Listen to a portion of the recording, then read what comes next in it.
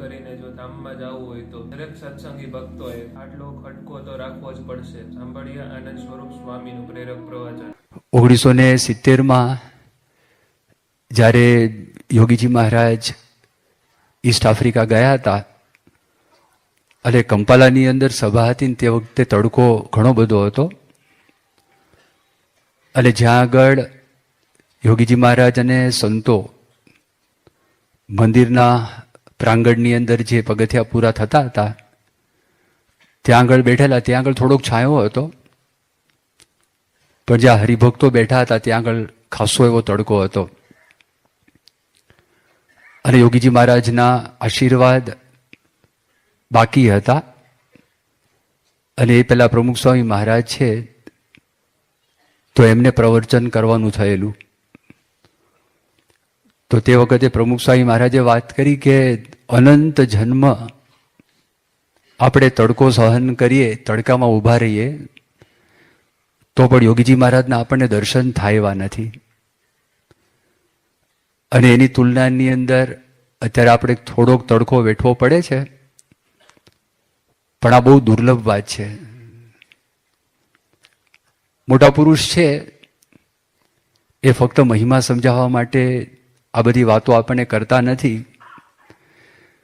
પણ એ એમની સ્થિતિમાંથી બોલે છે, એ જોઈને આ વાત કરે છે. જેમ સ્વામિનારાયણ ભગવાને પોતે આ વાત કરી કે મેં તમને આજે વાત કરી એ હું પ્રત્યક્ષ જોઈને તમને કહું છું અને મારા અનુભવે કરીને પણ મેં આ વાત સિદ્ધ કરેલી છે. અને આ જે વાત છે શાસ્ત્રની અંદર મળતી વાત છે અને આવી રીતે જે કોઈ વર્તે એના જીવનની અંદર પણ આ પ્રકારનો અનુભવ થશે. એમ પ્રભુ સ્વામી મહારાજને પોતાને એવું દેખાતું હતું, એટલા માટે કંપાલાની અંદર સ્વામી આ બોલ્યા કે અનંત જન્મ સુધી આપણે તડકામાં ઊભા રહીએ તો પણ યોગીજી મહારાજના આપણને દર્શન થાય એવા નથી. અહીંયા આગળ જયેશ માંડણકાને પ્રમુખ સ્વામી મહારાજે આ જ વાત કરી હતી.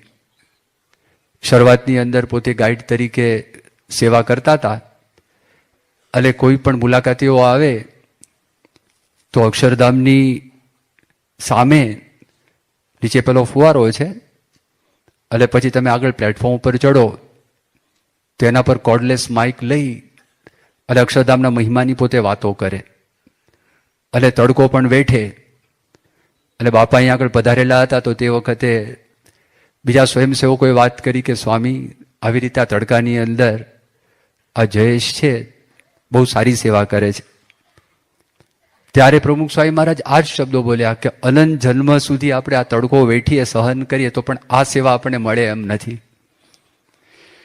એટલે યોગી બાપાના વચન ફરી વખત આપણે વિચાર કરીએ. યોગી મહારાજ પોતે એવું બોલ્યા કે પ્રાપ્તિ મોટી થઈ છે, એમાં વિઘન આવવા દેવું નહીં. આપણી પાસે મોટું જોખમ હોય તો એ જોખમ આપણે સાચવવું પડે. તો નિષ્કુળાનંદ સ્વામી પોતે 64 પદીની અંદર વાત કરે છે કે જેની પાસે હોય જોખમ જાળવો તે જતન કરી, માથે મોટા છે વેરી વિષમ, ખોટી નથી વાત ખરી, રહેવું નહીં ગાફલ ગમાર, માલ અતોલ મળે, કહે નિષ્કુળાનંદ વિચાર કરવો પડે પડે. જેની પાસે હોય જોખમ જાળવો તે જતન કરી. બહુ મોટું જોખમ લઈને આપણે મુસાફરી કરતા હોય તો આપણે ધ્યાન રાખવું પડે, ખટકો રાખવો પડે.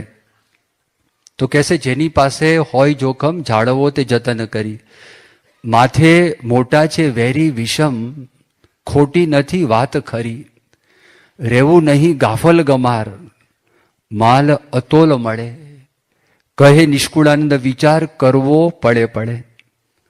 ત્યારે યોગીજી મહારાજ બોલતા અને પછી સ્વામી વાત કરતા અને પ્રમુખ સ્વામી મહારાજ પણ એવી જ રીતે વાત કરતા યોગી બાપાનું સ્મરણ કરીને કે આમાં શું વાત કરી કે પડે પડે વિચાર કરો. પછી બાપા કે કલાકે કીધું ને,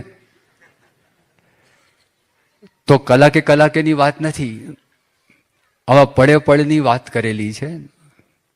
આના માટે બહુ ખટકો રાખવો પડે તો આપણો ધર્મ પડે. અને ધર્મ પાયો છે તો મોક્ષના માર્ગમાંથી આપણે પાછા ન પડીએ. તો એના માટે પણ શ્રીજી મહારાજ આ જ શબ્દો વાપરે છે, ખટકાની વાત કરે છે. ગરડા પ્રથમ પ્રકરણનું 54મું વચનામૃત છે. એ વચનામૃત ગુણાતીતાનંદ સ્વામી એક વખત 5 વખત સળંગ વંચાવ્યું. અને ગુણાતીતાનંદ સ્વામી પોતે બોલ્યા કે આ વચનામૃતની અંદર તો શ્રીજી મહારાજે મોક્ષનું દ્વાર બતાવી દીધેલું છે, અને મોક્ષ કેવી રીતે થાય એની વાત આ વચનામૃતમાં ટૂંકની અંદર શરૂઆતમાં પહેલા આવે છે. પણ પછી વાત આવે છે શુકમુનિ સ્વામીનો એક પ્રશ્ન છે. અને શુકમુનિ સ્વામી એવો પ્રશ્ન પૂછે છે, અને પ્રશ્ન એવો પૂછ્યો કે ક્યારે પણ ધર્મ છે આપતકાળની અંદર પણ ધર્મનો લોપ ન થાય, તો એવા કયા લક્ષણે કરીને આપણને ખબર પડે કે આ વ્યક્તિને આપતકાળ પડશે તો પણ ધર્મ છે એનો લોપ નહીં કરે? તો તે વખતે સ્વામિનારાયણ ભગવાન અદ્ભુત જવાબ આપે છે કે જેને પરમેશ્વરના વચનની ખટક હોય અને નાનું મોટું વચન લોપી શકે નહીં, એવો જેનો સ્વભાવ હોય, એને ગમે તેવો આપતકાળ આવે તો પણ એ ધર્મમાંથી પડશે નહીં, અને એનો જ સત્સંગ દ્રઢ રહેશે. આ વાત શ્રીજી મહારાજે ગરડા પ્રથમ પ્રકરણના 54ના વચનામૃતમાં આપણને સમજાવી. જો નાની વાત છે પણ બહુ સરસ વાત કરી, ખટકાની વાત છે. અને એના પર બાપા ઘણી બધી વખત દ્રષ્ટાંત આપણને આપે છે કે જો દાંતની અંદર ભાજી હોય, એનો એક રેસો બે દાંતની વચ્ચે આપણને ખૂંચી ગયો હોય ને, તો આપણી જીભ વારે વારે ત્યાં ફર્યા જ કરશે. અને જ્યાં સુધી એ રેસો બહાર નીકળે નહીં ત્યાં સુધી આપણને સુખ ના આવે, મજા ના આવે. એ નીકળે તો જ આપણને સુખ આવે, બાકી મજા ના આવે. બીજું ઉદાહરણ આપે છે, પગની અંદર આપણને કાંટો વાગ્યો હોય, અથવા તો કોઈ લાકડું હોય, લાકડામાં આપણે આમ હાથ ફેરવ્યો હોય, અને જે ફાંસ છે એ જો આંગળીની અંદર ચામડી છે, ચામડીમાં ઘૂસી ગઈ હોય, તો જ્યાં સુધી ફાંસ બહાર નીકળે નહીં, અથવા આપણને પગની અંદર કાંટો વાગ્યો હોય, જ્યાં સુધી નીકળે નહીં ત્યાં સુધી આપણને ખટક કરે. એ ખટક્યા કરે, આપણને મજા ના આવે. નીકળે તો જ આપણને સુખ આવે, તો જ આપણને શાંતિ થાય. ત્રીજું દ્રષ્ટાંત છે, કારણ કે જે નાના હોય ને એને તો દાંત વ્યવસ્થિત હોય, એને ભાજીનો કોઈ પ્રશ્ન જ નથી, કોઈ ખૂંચે જ નહીં. કાંઈ ગમે તેવું ખાતા હોય ને તોય ખૂંચે નહીં. મોટા થાય એટલે ખૂંચવા લાગે. પણ આંખમાં કણ પડે તો એ બધાને ખબર પડે. આંખમાં કણ પડે એ જ્યાં સુધી કણ બહાર નીકળે નહીં ત્યાં સુધી કોઈ વાતે સુખ ના આવે. અરે કણ તો બહુ નાનું હોય પણ એ ખટક્યા જ કરે, ખટક્યા જ કરે, ખટક્યા જ કરે. અમે જ્યારે અભ્યાસ કરતા હતા સ્કૂલની અંદર, તે વખતે હિન્દીની અંદર એક કવિતા આવતી હતી, અને કવિતાનું શીર્ષક જ આ હતું, એક કણ. અને એક કવિ, એને કવિત્વ શક્તિથી બહુ અભિમાન આવી ગયેલું, અને પોતાની અગાસી ઉપર એ પોતે કવિતા રચી, નવી નવી કવિતા રચી. એના ગુમાનની અંદર અભિમાનમાં બહુ મસ્ત હતો, અને એક કણ એના આંખમાં પડ્યું, અને એનું બધું જ અભિમાન છે ને ચૂર ચૂર થઈ ગયું. એ પોતે જ લખે છે કવિતાની અંદર, એ વર્ણન કરે છે. તો એવી રીતે આંખની અંદર એક નાનું પણ કણ પડે આપણને સુખ લેવા દેવ નહીં. અને આપણે પાણી નાખીએ તો પણ જો કદાચ નીકળે નહીં, ઘણા જીભની ટેરવો નાખીને પ્રયત્ન કરે તો પણ નીકળે નહીં. ઘડું રૂ હોય તો રૂની તમે એકદમ જે ડિવેટનો ઉપરનો ભાગ છે એને પાણીમાં બોળીને કરો તોય નીકળે નહીં. તો પછી આંખ લાલ થઈ જાય અને ડૉક્ટરની પાસે જવું જ પડે. અને જ્યારે ડૉક્ટર કાઢે ત્યારે તમને સુખ આવે, બાકી સુખ ના આવે. જો આ ખટકાની વાત છે. હવે એવો ખટકો આપણને આધ્યાત્મિક માર્ગની અંદર હોય, અને એવું જાણપણું પણ આપણને આધ્યાત્મિક માર્ગની અંદર હોય, તો આપણો સત્સંગ રહે. નહીંતર આપણને બહુ મોટી પ્રાપ્તિ થઈ છે, મોટી પ્રાપ્તિની અંદર આપણને વિઘ્ન આવી જાય, આપણને ખ્યાલ ના આવે. થોડીક અંતરદ્રષ્ટિ કરવી પડે, થોડોક વિચાર કરવો પડે.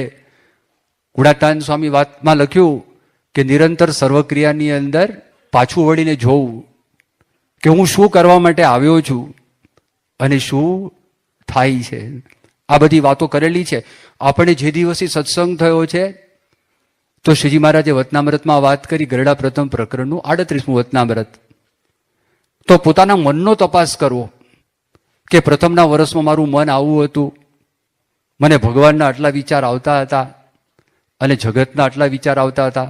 પછીના વર્ષની અંદર જગત તરફની આસક્તિ મારી આટલી ટળી, અને ભગવાન તરફની આસક્તિ આટલી વધી, એમ નિરંતર પોતાના મનનો તપાસ કર્યા કરો. આ પણ વાત મહારાજ આપણને સમજાવે છે. શ્રીજી મહારાજ તો ભગવાન છે અને આ ગુણાતીત પરંપરા અનાદિ સિદ્ધ પુરુષો છે, એના માટેની તો કઈ આ વાત છે નહીં, આ સાધકો માટેની વાત છે.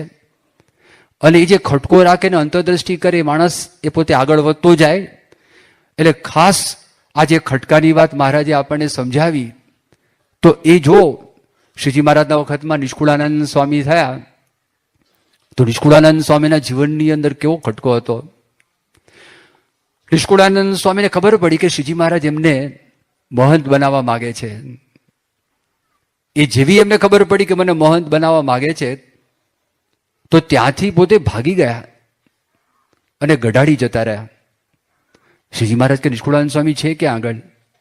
ખબર પડી ગઢાડી જતા રહ્યા. તો જો માણસને સત્તા મળે અને માણસને માન મળે, તો આધ્યાત્મિક માર્ગની અંદર વિઘ્ન આવવાની સંભાવના છે, શક્યતા છે. મહારાજે એક માણસને મોકલ્યા, બોલાવ્યા કે સ્વામી તમે ચિંતા ન કરો, તમને કંઈ બનાવવાના નથી.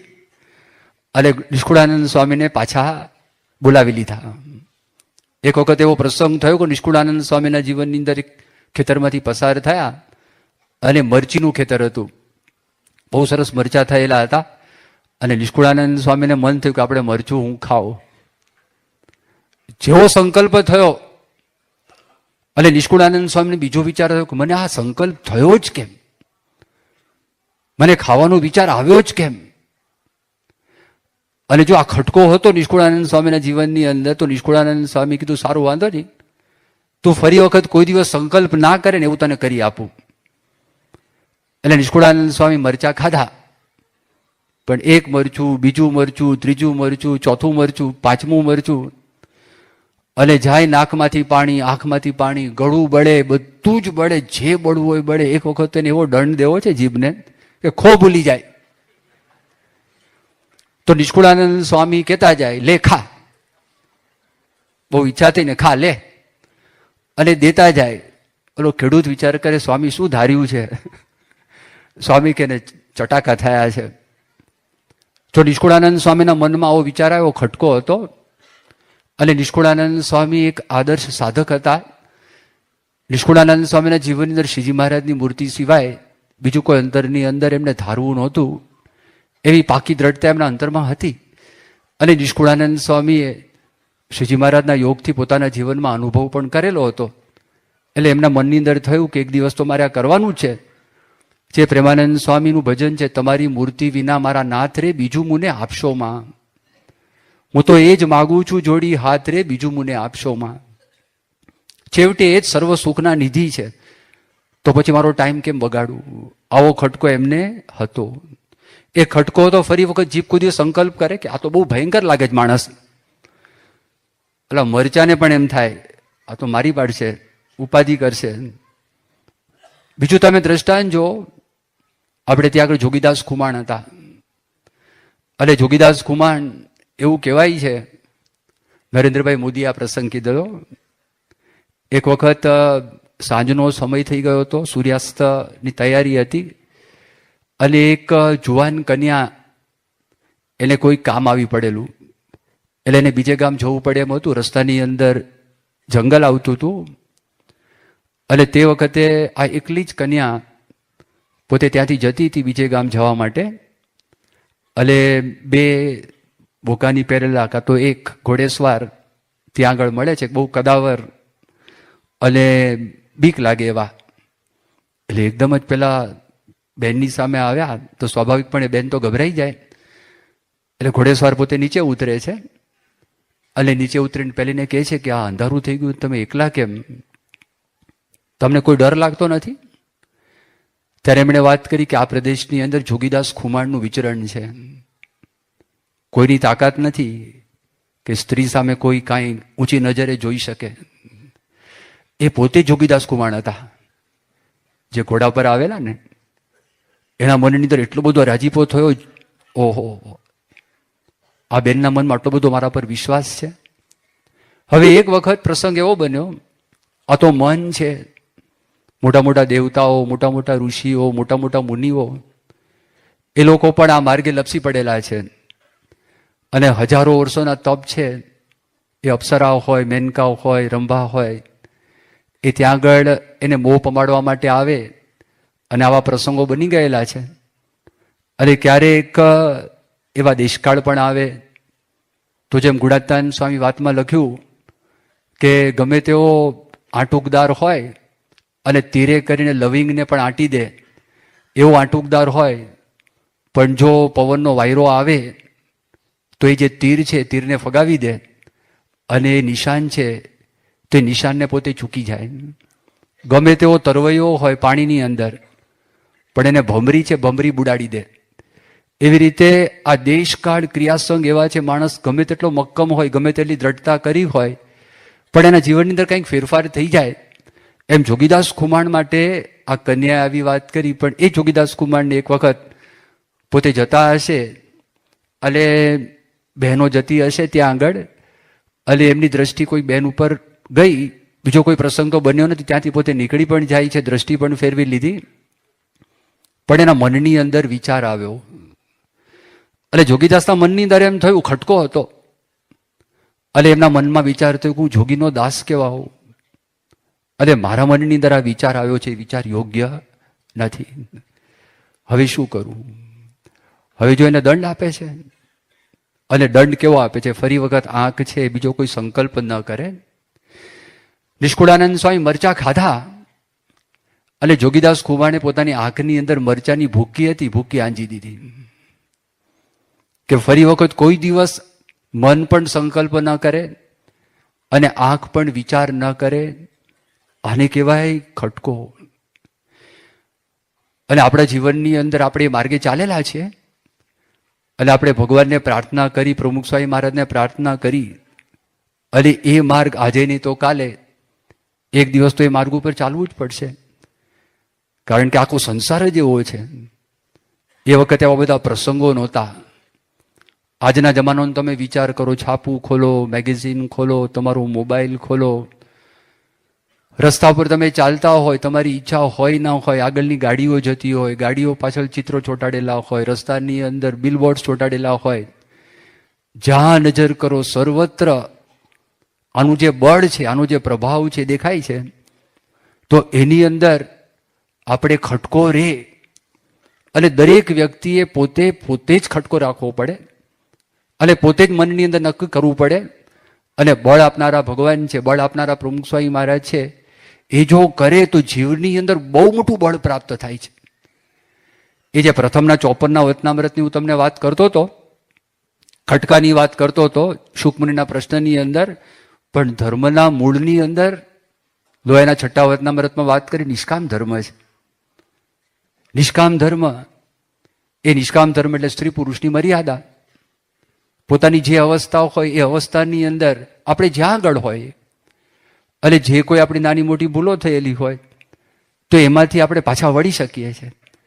અને હંમેશા ભગવાન આપણી સહાય કરે છે, હંમેશા ભગવાન આપણને મદદ કરે છે. તો જો એના માટે ખટકોને જાણપણું હોવું જોઈએ. પણ જો એમાં એવો વિચાર આવે, એ જે મહારાજે વાત કરી સારંગપુરનું 9મું વચનામૃત, એમાં શ્રીજી મહારાજ પોતે એવી વાત સમજાવે છે, અને મહારાજે પોતે એવી વાત કરી કે જેને રજોગુણ તમોગુણ વધારે વર્તા હોય એને ધ્યાન અને ધારણા માટેનો આગ્રહ રાખવો નહીં. અને એને તો એવો વિચાર કરો, અજામેલ મહાપાપી હતો, અને એક વખત ભગવાનનું નામ લીધું તો બધા પાપ છે એ બળીને ભસ્મ થઈ ગયા, અને ભગવાનના ધામને પામ્યો. તો એ ભગવાનનું તો નામ સ્મરણ ઘણી બધી વખત કરું, મને શું વાંધો આવવાનો છે? એ બળ માટે શ્રીજી મહારાજે શબ્દો મૂક્યા છે. પણ સાથે સાથે મહારાજે એવી પણ વાત કરી કે ભગવાન તો અધમ ઉદાહરણ છે, ભગવાન પતિત પાવન છે, તો હું ગમે તેટલું પાપ કરીશ ભગવાન મને માફ કરશે, અને ભગવાન દયાળુ છે, એના માટેની આ વાત નથી. પણ પ્રામાણિકપણે આપણે આ માર્ગે ચાલતા હોઈએ, અને તે વખતે આપણને પ્રશ્ન થાય, એના બળ માટે મહારાજે આ વાત કરેલી છે, એ ખટકાની વાત કરી. પછી કેવી વાત આવે, તમે જો યોગી બાપા એ દ્રષ્ટાંત આપતા કે ગોંડલની અંદર ત્યાં આગળ વિરમજી બાપુ હતા, સિક્યોરિટીમાં હતા, અને ભગવતસિંહ બાપુ છે એની સેવામાં હતા, ગેટ ઉપરની સેવામાં. અને યોગીજી મહારાજ આ દ્રષ્ટાંત આપતા, અને એમાં પ્રસંગ એવો બનેલો કે એક વખત એવું બન્યું કે ભગવતસિંહ બાપુ પોતાની ઓફિસની અંદર હશે, પોતાના ચેમ્બરમાં, અને ત્યાં આગળ કૂતરું આવ્યું. એને તું મારી પાસે કૂતરું ક્યાંથી? અહીંયા મહેલની અંદર કૂતરું અને ઠેઠ મારી પાસે આવી ગયું અહીંયા આગળ? તો ગેટમાંથી જ આવ્યું હોવું જોઈએ. ગેટ ઉપર તો સિક્યુરિટીનો માણસ હોય. અને આવ્યું કેવી રીતે અહીંયા? તો ઘંટડી બગાડી. અરે તરત આવે, જી સાહેબ ગેટ ઉપર કોણ છે? વિરમજી બાપુ, બોલાવો. વિરમજી બાપુને વાત કરી, અહીં કૂતરું આવ્યું કેવી રીતે? કેવી રીતે આવ્યું? આજે કૂતરું આવ્યું, કાલે કોઈ ચોર આવે તો, કાલે મારો કોઈ શત્રુ આવે તો? તમને શેના માટે ત્યાં આગળ રાખેલા છે? એટલે વાત કરી, જાઓ દંડ. કેટલો દંડ? 5 રૂપિયાનો. પણ એમનો પગાર જ 5 રૂપિયા હતો. બાપુએ 1 મહિનાનો પગાર લીધો. એ બાપુ કોઈ દિવસ કોઈ ગુનેગારને કેદમાં નાખવાનું માનતા જ નહોતા. કેદમાં નહીં નાખવાના. કેદમાં નાખો તો રાજ તરફથી ખાવાનું આપવું પડે, તો રાજ્યને ખર્ચો થાય. પૈસા જ લે. કોઈ પણ ગુનેગારોની પાસે પૈસા જ લેવાના. તો વિરમજી બાપુ બિચારા યોગી બાપાને વાત કરી કે આવું થઈ ગયું, ઝોલું આવી ગયું, એમાં કૂતરું ઘૂસી ગયું અને આ 5 રૂપિયાનો દંડ થઈ ગયો. એમ સ્વામી વાત કરતા, આપણે જો ખટકો ના રાખીએ અને આપણે જો જાણપણું ન રાખીએ તો શ્રીજી મહારાજ તો બહુ આગળની મોટા મોટા પરમહંસોની વાત કરેલી છે. કદાચ ત્યાં સુધી આપણે ના પહોંચીએ, હમણાં ભવિષ્યમાં તો પહોંચવાનું જ છે. એટલે જો હોય તો સારામાં સારી વાત છે. એ ગરડા અંત્યના 9મા વચનામૃતમાં મોટા મોટા પરમહંસોની વાત કરે છે. અંદરમાં ભગવાનની મૂર્તિને ધારીને બેઠા છે. એમાં અખંડ વૃત્તિ રાખી છે અને એમાં રહીને પોતે ક્રિયા કરે છે, પ્રવૃત્તિ કરે છે. અને જ્યાં આગળ ભગવાનને ધાર્યા ત્યાં આગળ કામ ક્રોધાદી કોઈ ચોર ચકારને પેસવા દેતા નથી. અને જેમ રાજાના સૈનિક હોય શૂરવીર થઈને, એ રાજા પાસે કોઈ ચોર ચકારને પેસવા દે નહીં. એવી રીતે શ્રીજી મહારાજે વાત કરી, મારા મોટા મોટા પરમહંસ છે એ કોઈ અંતર શત્રુને ત્યાં આગળ પહોંચવા દેતા નથી. જોરાવરી કોઈને કોઈ પ્રવેશ કરવા માટે જાય તો એના કટકા કરીને મારી નાખે છે. આવી વાત શ્રીજી મહારાજ વચનામૃતમાં કરે છે. તો જો આ ખટકાની વાત કરી અને એના માટે તાત્કાલિક ઉપાય કરવો પડે. આપણે જેવું જાણપણું આવે તો પ્રમુખ સ્વામી મહારાજે એક ઉદાહરણ આપેલું. જ્યારે આઈમેક્સનું શૂટિંગ ચાલુ હતું અને તે વખતે પ્રમુખ સ્વામી મહારાજ વચ્ચે એક વખત શૂટિંગ થયું હોય ને બરોબર ના થયું, બીજી વખત રિપીટ કરવું હોય, તો એ વચગાળા દરમિયાન પ્રમુખ સ્વામી મહારાજ અક્ષરધામની અંદર ત્યાં આગળ સ્વામી માટેનું આસન બનાવેલું, ત્યાં બેઠા હતા. અને તે વખતે બાપાએ ઘણી બધી વાતો કરેલી. એમાંથી એક વાત સ્વામી એવી વાત કરી હતી કે આળસ એ પ્રમુખ સ્વામી મહારાજની નિજી વ્યાખ્યા છે પોતાની, કે 1 સેકન્ડનું પણ આપણે જો ડિલે કરીએ ને એ આળસ કહેવાય. આ પોતાની વ્યાખ્યા. આપણે કામ કરવું જ છે, આપણે કે કાલે કરીશું તો બહુ મોટી આળસ થઈ ગઈ. કલાક પછી કરીશું એ બહુ મોટી આળસ થઈ ગઈ. 1 સેકન્ડ પણ જો આપણે મનમાં વિચાર આવે ડિલે, એ તો બાપાની વ્યાખ્યા છે. પણ એના કરતા આગળની વાત કરી, આપણને ખબર પડે કે મારામાં આ દોષ છે અને એ આપણે રાખી મૂકીએ અને એ ટાળવા માટે આપણે જો પ્રયત્ન ના કરીએ, સ્વામી કે આળસ છે. એક વખત ટાળવાનો જ છે. 50 વર્ષ પછી ટાળીએ, 100 વર્ષ પછી ટાળીએ, વર્ષ પછી ટાળીએ, 6 મહિના પછી ટાળીએ કે દિવસ પછી ટાળીએ. એ જ્યારે નક્કી કરીએ એટલું તો આપણે જ કરવું પડે. એ ભગવાનને સંત ના કરી આપે. મનમાંથી કાઢે, દેહ કરીને ખટકો હોય તો કાઢે, પણ આ વાત કરે તાત્કાલિક. અમુક વસ્તુ તાત્કાલિક કરવી પડે. અમદાવાદ મંદિરમાં આગ લાગેલી. આપણું જે શિખરબદ્ધ મંદિર છે, તો મંગળા આરતી પહેલા આત્મસ્વરૂપ સ્વામી પ્રદક્ષિણાની અંદર વોકિંગ કરવા માટે નીકળેલા.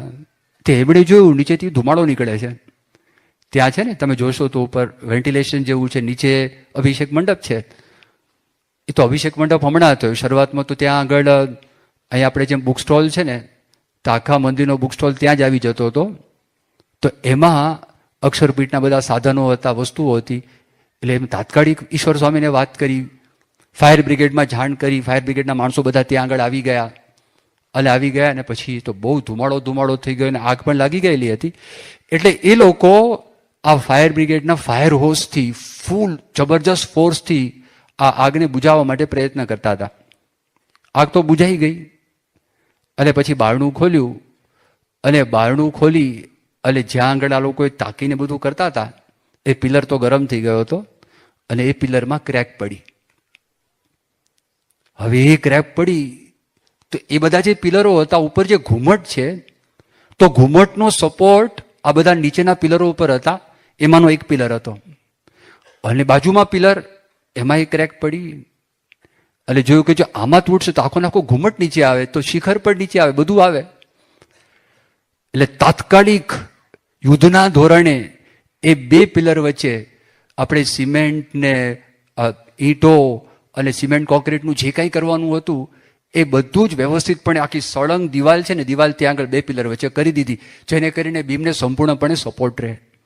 તો ત્યાં આગળ છે બહાર ના ચાલે. હવે ઇન્સ્ટન્ટ પગલું લેવું પડે કે ના લેવું પડે?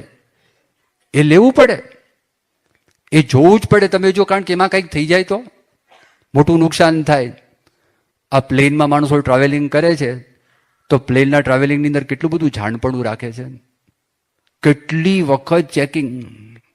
તમે જેવા દાખલ થાઓ, તમારે લગેજમાં જે સામાન મૂકવાનો છે એક્સરેમાંથી પસાર કરવાનો કે આની અંદર બોમ્બ નથી ને, એ તપાસ કરવું પડે. હવે એ થાય પછી તમે આગળ વધો અને તમારે જો પરદેશ જવાનું હોય તો તમને પહેલા પાસપોર્ટ તમારે આપવાનો એક જગા, અને એની અંદર એ તમારું નામ કોમ્પ્યુટરની અંદર દાખલ કરે અને દાખલ કરીને જુએ પોલીસ ક્લિયરન્સ આ લોકોને મળ્યું છે કે નથી મળ્યું આ નામની સામે.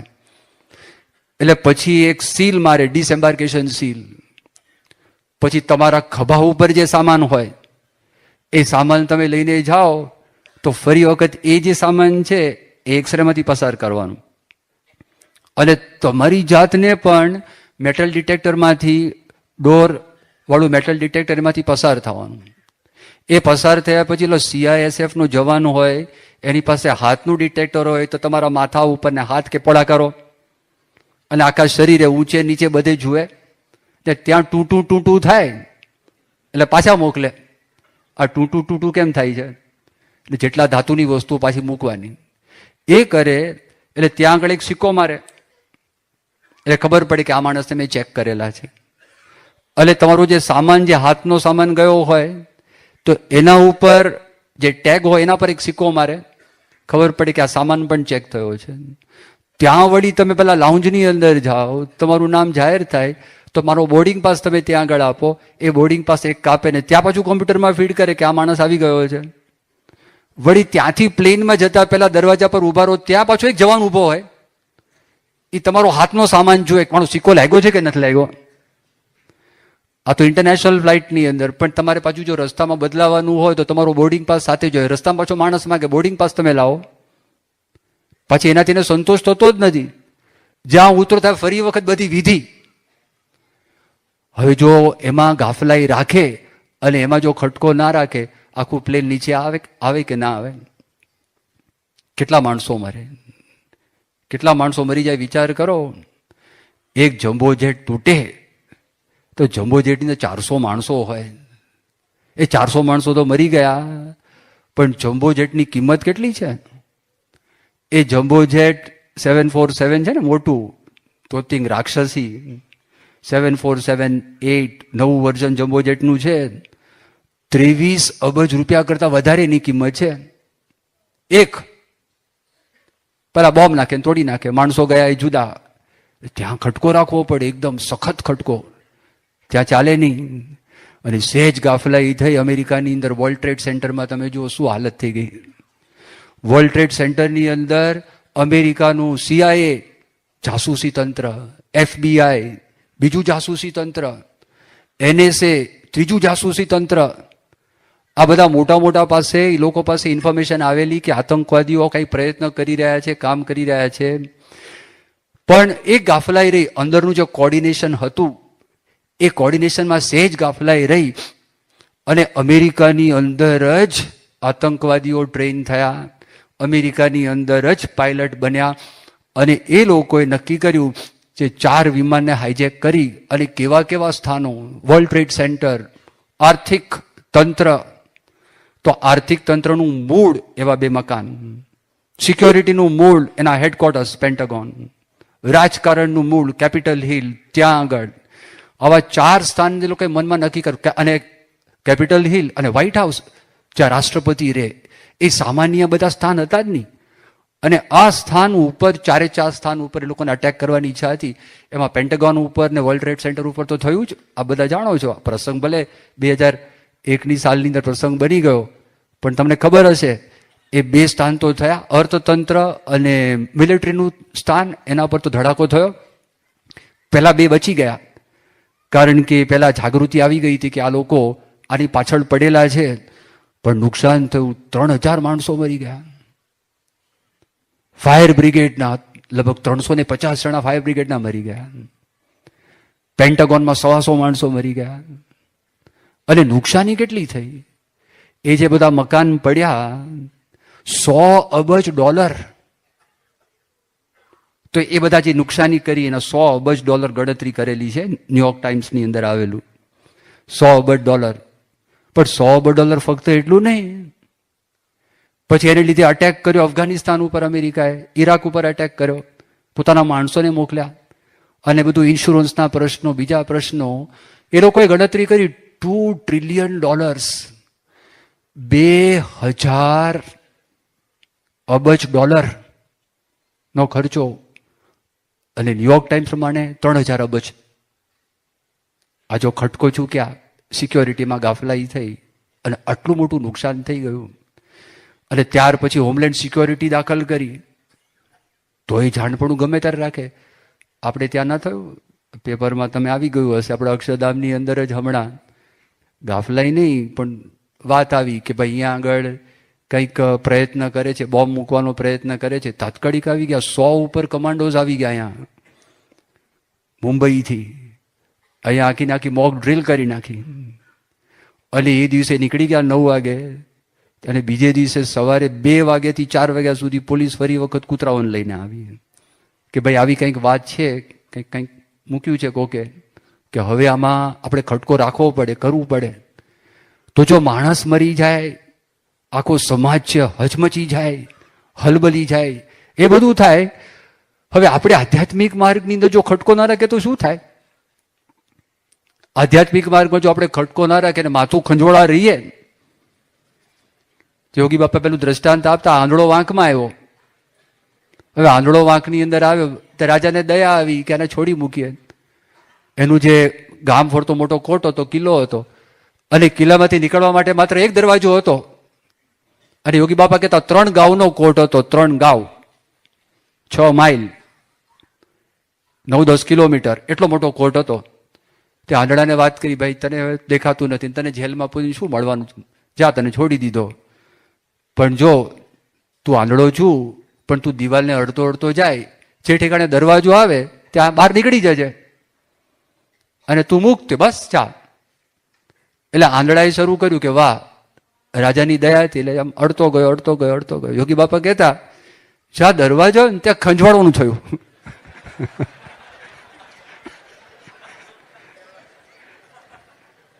તે ખંજવાળતા હાલો ઊભો ન રહ્યો. એ નીકળી ગયો આગળ. તો ફરી વખત 3 ગાઉનો ચકરાવો. એમ આપણને આ 3.5 કરોડ પ્રાકૃત પ્રલય પછી મનુષ્ય દેહ મળ્યો. અને એ મનુષ્ય દેહ મળ્યા, એની અંદર આપણને મુક્તિ અપાવે એવા સત્પુરુષની આપણને પ્રાપ્તિ થઈ. હવે આપણે માથું ખંજવાળા જઈએ તો તે 84 લાખનો ચક્રાવો ફરી વખત ઊભો થઈ જાય.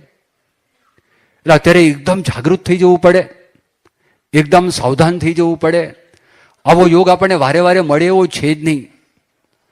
તમે લોકો ગ્રહસ્થ છો, તમારે નોકરી, ધંધો, બૈરા, છોકરા આ બધા તમારે છે, પણ જેવા તમને ફ્રી ટાઈમ મળે, નવરાશ મળે, તો એક આદત કરવા જેવી જ. બાકી 100 વર્ષ સુધી આદત પડે એવી નથી. આપણે એમ કહીએ હજી ચાલશે, તો એ આદત પડે એવી છે જ નહીં. વિચાર કરજો. અને આપણે વિચાર કરીને નક્કી કરે કે મારા જીવનમાં ચલો હું પૂજા કરતો નથી, મારે પૂજાનો પ્રારંભ કરવો છે, તેનું મુહૂર્ત જોવાનું ના હોય, એ કાલથી શરૂ કરી દેવું જોઈએ. આપણા મનમાં સંકલ્પ થતો હોય કે તિલક ચાંદલો કરું કે ના કરું. હવે એ લક્ષ્મી ચાંદલો કરવા માટે આવી છે ને આપણે મોઢું ધોવા જઈએ. એના માટે મુહૂર્ત જોવાનું ના હોય, ઘર સભા માટે મુહૂર્ત જોવાનું ના હોય, આપણી રવિવારની સભા માટે મુહૂર્ત જોવાનું ના હોય.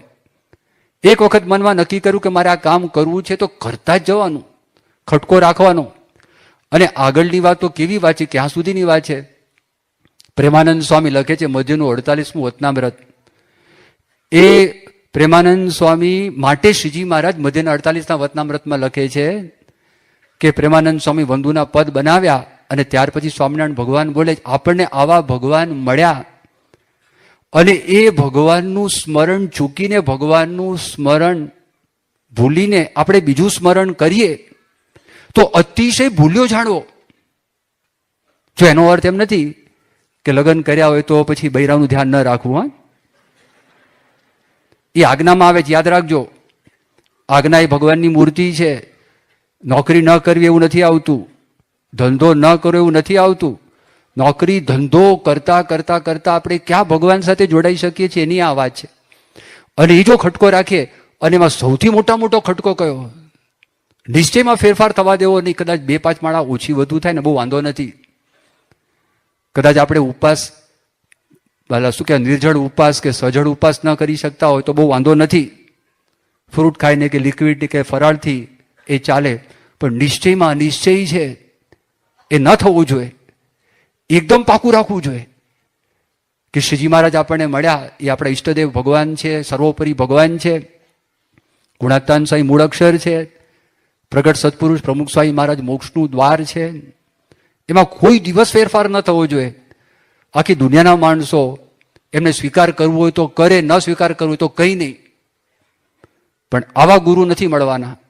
એવી વાતની પાક્કી દ્રઢતા જીવનની અંદર કરીએ અને પછી જે બેઝિક નિયમ છે એનું પાલન કરીએ તો પણ પ્રમુખ સ્વામી મહારાજ આપણા પર દયા કરશે અને આપણી બધી કસર ટાળી અને આપણને ભ્રમરૂપ કરી અને ભગવાનના ધામમાં મોકલી આપશે. આવો સત્સંગ પ્રાપ્ત થયો છે. ખટકો વધારીએ, જાણપણું વધારીએ, અંતરદ્રષ્ટિ વધારીએ, નિયમિત પ્રાર્થના કરતા રહીએ. શ્રી સ્વામિનારાયણ ભગવાનની જય.